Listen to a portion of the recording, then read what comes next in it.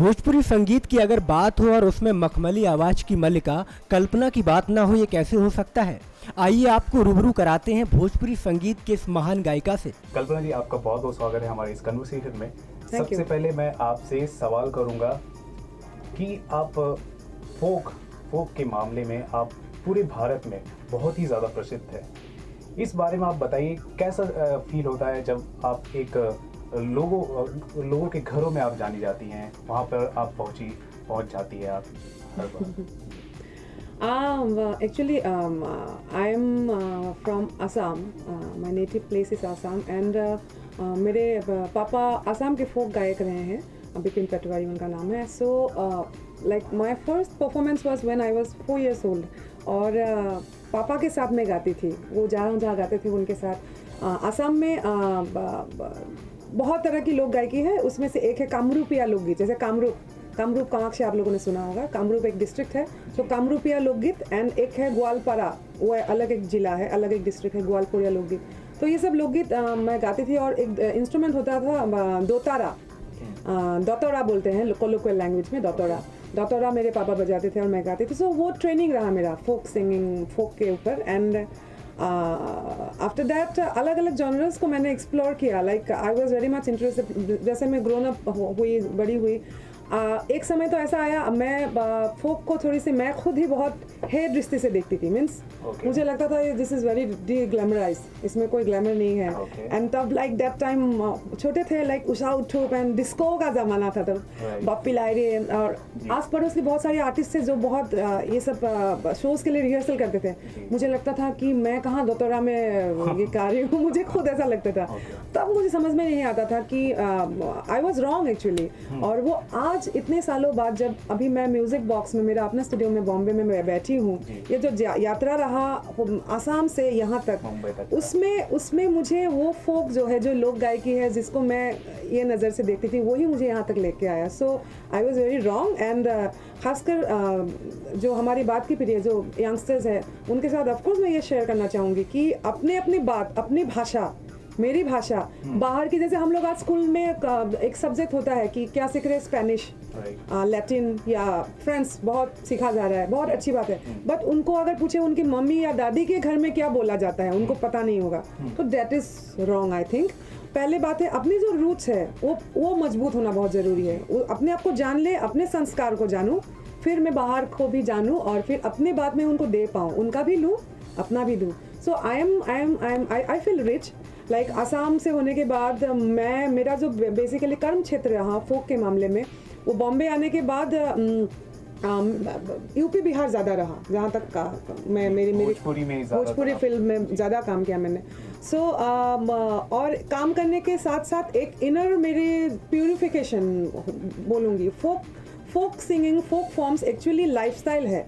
मतलब जन्म से लेके मरण तक फोक में गीत होता है, संस्कार गीत होता है, हर एक रीति रिवाज में गीत होता है, शादी में गीत है, बच्चा पैदा हुआ सोहर गाया जाता है उत्तर प्रदेश में, और मरण तक निर्गुण जो सूफी एलिमेंट होता है, जो हिंदुइज्म में, भोजपुरी में, उत्तर प्रदेश बिहार में निर्गुण तत्व होता है। सो जैसे अभी मानसून है, बारिश का समय है, अभी कजरी गाया जाता है। सो बहुत सारे अलग अलग सीजन में गीत है। तो एक तरह से जैसे अपने आप को मैं अगर ये थोड़ी सी स्पिरिचुअली भी बात करूँ, अपने आप को जानने का, अपने आप से परिचय होने का एक मौका मिला फोक को सीखते सीखते, यूपी बिहार को समझते समझते। एंड वो अभी भी है, हमेशा एक शिष्या भाव जो है, स्टूडेंट बन के मैं म्यूजिकली वर्ल्ड को देखना चाहती हूँ, नहीं तो वो ख़त्म हो जाता है। जैसे मैं बॉलीवुड में भी, फिल्म्स में भी मैं गा रही हूँ, और वो एक पॉपुलर कैटेगरी है, सबसे इम्पोर्टेंट है। भोजपुरी में भी एक फिल्म इंडस्ट्री है जो बॉम्बे से ऑपरेट होता है, that is also important. And but कहीं ना कहीं जो एक होता है ना, एक सैचुरेटेड पॉइंट आता है, खासकर जहाँ स्टारडम है, जहाँ 2 साल 3 साल 4 साल उसके बाद अपने आप को आर्टिस्ट, ये देखा जाता है बहुत बार ऐसा होता है, अपने आप को खो देते हैं। उस स्टारडम गुम होने के बाद खो देता है, और फिर डिप्रेशन, बहुत कुछ पर्सनल बात भी आ सकता है। लेकिन फोक में ये बात है कि आप हर दिन अपने आप को आविष्कार करने का मौका मिलता है, अलग अलग बहुत सारे फॉर्म से।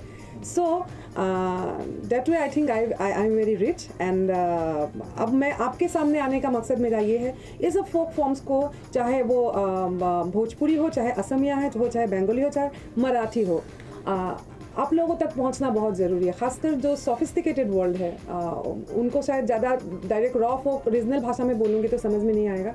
तो इन अ वे कोक स्टूडियो का एक प्लेटफॉर्म आया अभी जहाँ पे आप एक्सचेंज कर सकते हैं थ्रू वर्ल्ड म्यूज़िक जॉनरा, आप उसको अलग अलग बॉडी दे सकते हैं। जैसे ये है एक बिरहा, मैं अभी आपको सुनाने जा रही हूँ। बिरहा अहिर जदुवंश की फोक फॉर्म है जहाँ से कृष्ण कान्हा आते थे। और अहिर पहले क्या होता था, खेती बाड़ी करते वक्त बहुत पुराने ज़माने ऐसे कान में डाल के, इसमें कुछ म्यूजिक नहीं, साज नहीं होता था, ऐसे गाया जाता था। राम भाई ले जोगिया लखन बाय रगिया की दोनों भैया हो गए ले फकीर, अगरवा में डाली हले तुलसी जी के मलवा है, और दोनों भाई मंगले अयोध्या में भी। इस तरह से उसमें कुछ म्यूजिक प्ले नहीं होता था। तो ये हाल ही में लास्ट ईयर 2015 में ये जो खड़ी बिरहा फोक फॉर्म है जो अब लुप्त है, एक्सटिंक्शन में, मतलब ये सब फोक फॉर्म जा चुका है और लुप्त प्राय है। तो मैं ये कोशिश कर रही हूँ कि ये सब फॉर्म्स आए, वापस आए, और उसी कोशिश में हूँ। और लास्ट ईयर 2015 में MTV कोक स्टूडियो में बिरहा गाया गया, मैं गाई और लोगों ने सुना। और मेरे लिए ये भोजपुरी भाषा का कोक स्टूडियो MTV के मंच में पहुँचना बहुत बड़ी बात है मेरे लिए। और तो यात्रा फोक को लेके अब तक बैंड तक पहुँच चुका है। जाहिर सी बात है, जो लोकगीत होते हैं वो मिट्टी से जुड़ा होता है।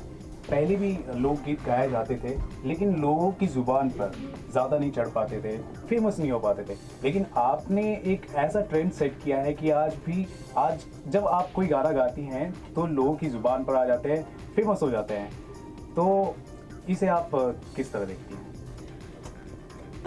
ऐसा नहीं है कि मैं, अगर मेरी बात करूँ कि मैं गाती हूँ तो लोगों की ज़ुबान पर, ऐसा नहीं है। इनफैक्ट भोजपुरी में जहाँ तक आने की बात है, अगर फेम की बात कर रहे हैं आप, भोजपुरी में ज़्यादा प्रसिद्धि मुझे मिली। सो लेकिन वो मेरा चॉइस कभी था ही नहीं। लाइक भोजपुरी ने मुझे चूज़ किया, कल्पना ने भोजपुरी को नहीं चुना। क्योंकि आसाम से जब मैं बॉम्बे निकली, मैं बस वही सोचती थी कि 2-3 मुझे ऐसे सॉन्ग्स में, मतलब नेशनल लेवल में कुछ गाने को मिल जाए। तब रिमिक्सेस बहुत चलता था एंड मैं गाई भी, लोगों को पता नहीं होगा। मीन्स जैसे first song was it was release from times music and Asha Bhosle was there in that album, Utsav, from that Julie film. My heart is beating, keeps on repeating, I'm waiting for you. This tonal quality, this throwing is very different. जैसे मैंने कहा, जब मैं school college में थी, मेरा ये जो स्टूडियो का नाम है ना, म्यूजिक बॉक्स, ये एक्चुअली क्यों पड़ा, उसका भी बहुत इंटरेस्टिंग कहानी है। I was very much impressed with Mariah Carey. Whitney Houston को सुनी हूँ, बट मराया कैरे को मैं, जो वेस्टर्न क्लासिकल एलिमेंट है, जो हमारे क्लासिकल एलिमेंट, जो मुर्की की बात करते हैं हम लोग, फोक में भी है, जैसे बिहू में भी ये पहाड़ी अंग है जो है, ठीक है। उसी तरह वेस्टर्न जो मराया कैरे के जो सिंगिंग स्टाइल रहा, मुझे बहुत ज़्यादा इम्प्रेस किया। हाई पिच में 5 ऑक्टेव रेंज, और उसमें उन्होंने जो भी काम वो गले से जो भी करती थी। सो म्यूजिक बॉक्स नामक उनका एक एल्बम था जो मैं शायद अब से सबसे ज़्यादा वो सुनी होंगी कई हज़ारों बार। और लास्ट में इस स्टूडियो का भी नाम मैंने म्यूजिक बॉक्स रखा। सो फोक फेमस होने के पीछे फोन ना हटो, किसका फोन है? I don't know. सो मुझे इस बात का एक दुख है कि जो रॉ वर्ड यूज़ करूँ, आई एम सॉरी, क्योंकि जो सामने की पीढ़ी है उनको समझना जरूरी है। मतलब जो ओरिजिनल फॉर्मेट में फोक फॉर्म्स है, बहुत सारे फोक फॉर्म्स है, उनको ओरिजिनल रूप में ही आर्काइव करना बहुत ज़रूरी है। कि नहीं तो मैं अगर ओनली फ्यूजन म्यूजिक से वो गाऊँ, कोक स्टूडियो में जो गा रही हूँ, अगर मैं उसी फॉर्म को सामने रखूँ और ओरिजिनल फॉर्म को रखूँ ही नहीं, ओरिजिनल मीन्स की गायकी मेरा वही है, लाइक जो म्यूजिकल बॉडी है, जैसे बिरहा में जो म्यूजिकल बॉडी है कोक स्टूडियो में, that is a little African kind of, so African plantation music के साथ फ्यूज़ किया गया। बट मेरा पॉइंट ये भी है, वो आए लोगों को जो जिसको भोजपुरी फोक के बारे में कुछ पता ही नहीं है, उनसे कनेक्ट होने के लिए आए। बट जो उत्तर प्रदेश बिहार के जो नेटिव लोग हैं उन वहाँ के बच्चों को वो बिरहा के बारे में जानना ज़रूरी है, तो आर्काइव करना बहुत ज़रूरी है पहली बार। तो उसी खोज में मैं हूँ, अभी भी मैं उसी में बहुत काम कर रही हूँ। और the legacy of Bhikhari Thakur और एक मेरा प्रोजेक्ट रहा इसमें, जो Bhikhari Thakur is compare to Shakespeare of Bhojpuri literature, he is compared like that. And so ये सब काम मैं कर रही हूँ। और जहाँ तक फेमस होने की बात है, जो आपने बोला, फेमस करने के लिए ही शायद उसको थोड़ा सा in a way, corrupt is not a right word, but फिर भी एक तरह से मैं सोच सकती हूँ कि करप्ट थोड़ा सा करके, थोड़ा सा कंप्रोमाइज़ करके फ्यूज़न करने की कोशिश करता ताकि लोगों तक पहुँचे। बट मुझे थोड़ा सा ये दुख होता है जहाँ से हमारे बॉलीवुड का प्रभाव इतना ज़्यादा है हमारा, खासकर मुंबई में, इंडिया में। मुंबई में अगर बात करूँ, यहाँ पे अगर कोई भी म्यूज़िकल अवार्ड्स जो होता है, जो म्यूज़िकल अवार्ड्स, जहाँ पे फिल्मी म्यूज़िक की बात नहीं कर रही हूँ, वहाँ पे भी जो जूरी मेंबर्स होते हैं, respected jury members, I think मुझे ऐसा महसूस हुआ कि the legacy of Bhikhari Thakur या एंथोलॉजी ऑफ बिरहा या और भी किसी आर्टिस्ट का जो रॉ फॉर्मेट में होगा, ओरिजिनल फॉर्मेट में फोक होगा, शायद उसको बहुत अप्रिशिएशन नहीं मिलता है। आई डोंट नो, या फिर जो मेंबर्स है उनको भी उसकी सिंप्लिसिटी को अप्रिशिएट करना शायद वो खो गया होगा। लेकिन बॉलीवुड फिल्मों में जो गाने होते हैं उनमें देखा गया है कि कई सारे एलिमेंट्स होते हैं फोक संगीत के, इस्तेमाल किए जाते हैं, और कई बार उन गानों को अवार्ड्स भी मिल चुके हैं। वही मैं बोल रही हूँ, तो उसका इस्तेमाल तो हो जाता है लेकिन एप्रिशिएशन नहीं होता। नहीं, इस्तेमाल भी होता है, अप्रिशिएट होता है, लेकिन वो वही जो इन अ वे बॉलीवुड में जो फोक को यूज़ किया बहुत अच्छी बात है, वो उसको मैं क्रिटिसाइज नहीं कर रही हूँ। वो भी एक तरह का फ्यूजन ही हो गया, वो भी एक तरह का अलग तरह का फिल्मी फ्यूजन हो गया, और वो लोगों ने उसको लिया, वो अच्छी बात है। स्टार्स होते हैं, बड़े बड़े स्टार्स होते हैं स्क्रीन में, तो वो चला गया। मैं क्या बात कर रही हूँ, जो फेस्टिवल्स होता है, जो अवार्ड फंक्शन होता है बहुत सारे, जहाँ पे फोक का भी कैटेगरी होता है, डिवोशनल म्यूजिक का भी कैटेगरी होता है, लेकिन वहाँ भी आपको अगर अवार्ड मिलेगा तो जो फोक फ्यूजन है उसी प्रोडक्ट को हमेशा, आप ध्यान दीजिएगा मेरी बात को, उसी को हमेशा ये अवार्ड मिलता है। जो ओरिजिनल रॉ फोक अगर कोई अप्लाई करेंगे उसको बहुत अप्रिशिएशन नहीं, ये दुख की बात है। ये मतलब इसमें सोचा जाए, अगर कोई जो कंसर्न व्यक्ति है अगर सुन रहे होंगे कि जो आर्काइव करने के पर्पज से जो रॉ फोक कर रहे हैं उसको भी अप्रिशिएशन मिलना बहुत ज़रूरी है, ताकि पीछे और भी लाइन लगे कि इस तरह के प्रोजेक्ट करूं, आर्टिस्ट और आए कि नहीं, हमको भी रॉ मतलब ओरिजिनल आर्काइव करने के हिसाब से हमको भी प्रोजेक्ट करना है। बहरहाल, जिस तरह से असम की मूल निवासी होने के बावजूद कल्पना ने अपनी आवाज़ का जादू भोजपुरी दर्शकों पर चलाया है, वो काबिले तारीफ है। नेक्स्ट 9 के लिए अनुज मिश्रा की रिपोर्ट।